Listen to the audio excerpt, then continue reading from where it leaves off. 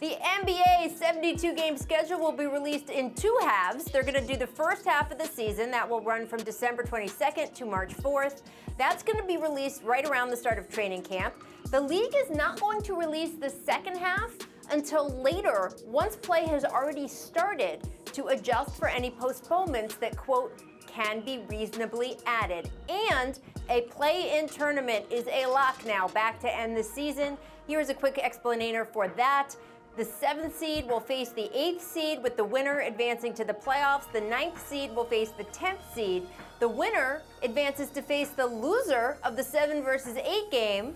And then lastly, the winner of the 9 versus 10 faces the loser of the 7 versus 8 to determine that final playoff spot. So, Perk, is the return of a play-in tourney this season something, nothing, or everything?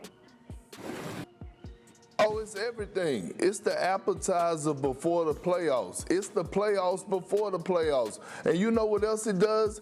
It makes guys take regular season games throughout the long season very important, so they don't have to play in the play-in tournament. So teams are going to be going even harder and playing extremely good basketball throughout the season, so that they don't fall in that bottom tier of the of the conferences, so they have to play in the play-in. I love it. This is everything to me. I agree. I think it's everything, too, and I think Perk hit it on the head. You can't take your foot off the gas. You know, you got to continue to play throughout the season. I think the playing game in the bubble was excellent. It was well played on both sides. And I said I liked this about a month ago because some teams hit their stride late. Some teams have key injuries early on in the season. It still allows these guys to get hot at the right time, because at the end of the day, you want to be hot going into the playoffs and may the best teams get in. And I agree with you. I said something, but it's everything at the same time, because if you're the 9th, 10th seed, you're like, man, this is everything. We get a chance. We just need to stay close. And if you're that 7th, 8th seed, you're like, man, please, we got to make sure we're hitting our stride at the right time. But I tell you what, one thing KP said, this is igniting the fans for what the playoffs is going to look like weeks later. So I love it. I think the play-in game was phenomenal, which led to a great playoffs, which led to our champion. So this is a great thing. And let's be honest, I mean, it's a way to get a few more games in, because, you know, the regular season is a little bit shorter this year. So it's a way to bring NBA a little more money in. Generate some more revenue going into the playoffs. So business side, but also entertaining for fans. Absolutely. And look, it means, as you said, Matt, hot teams are going into the playoffs. So maybe those first-round matchups, 1 versus 8 or 2 versus 7, are going to be a little bit better, because they've got teams that are raring to go at the bottom of the bracket. All right, potential top pick Anthony Edwards had a curious quote recently. I want to read it to you guys. He said that leading up to the draft, when he's watching basketball, you know what? Doesn't really watch much if he's not in the game. He said, quote, I can't watch, saying he loves to play it, but he's not into watching as much as, say, his first love, football. Vince, is this quote something, nothing, or everything? To me, it's nothing. And here's why I say it's nothing. I'm playing in this era now I play with a bunch of young guys. A lot of these guys don't watch basketball like that.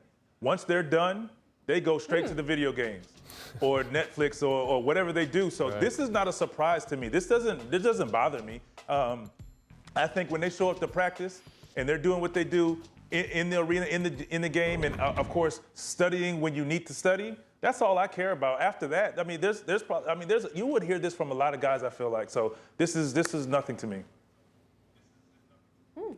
Oh, well, Vince, I'm glad you brought up your last part of your career, your Hall of Fame career, because it was with the Hawks. And I'm glad that you brought up those guys wasn't watching basketball, and it showed, because they wasn't in the playoffs and they were at the bottom of the Eastern Conference. So this is everything to me.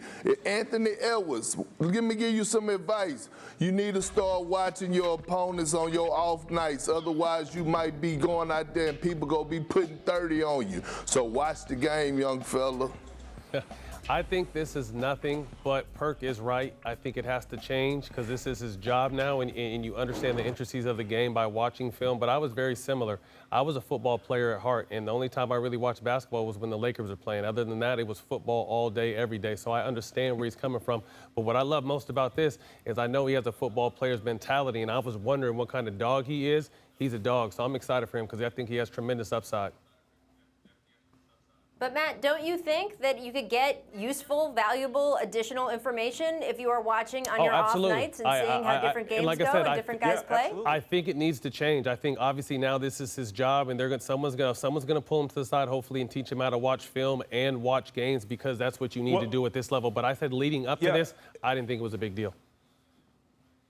Yeah, no, I want to say I agree with you, Perk. You said it, and like that's what it was. You watch basketball, you learn, you pick up things that you didn't know before about guys that you don't know or guys that you do know. So I think that needs to change. But like I said, and I've always preached that, like, guys, you need to watch this game and get into your film and understand the intricacies of the game. So yeah, at some point it needs to change.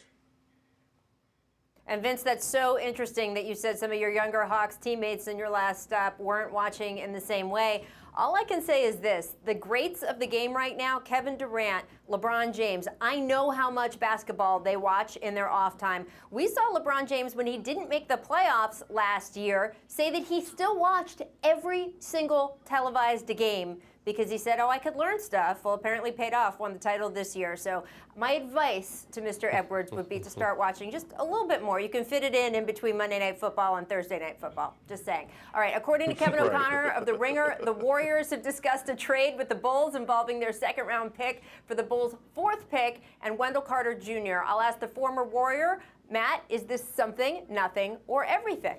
I think trading the pick is definitely something. I trust Warriors management. They've been continuing to make solid moves. And there's really no clear-cut one. I mean, obviously the top three kids are all intriguing for different ways. I really like if they decide to keep Wiseman. I think he's a player that can rim run, block shots, and catch lobs, which can be very effective for that Warrior team. But if they decide to trade it and package maybe an Andrew Wiggins and maybe a Pascal or something and trade and get a superstar that we didn't know was available, I wouldn't be surprised either. Thanks for watching ESPN on YouTube. For live streaming sports and premium content, subscribe to ESPN+.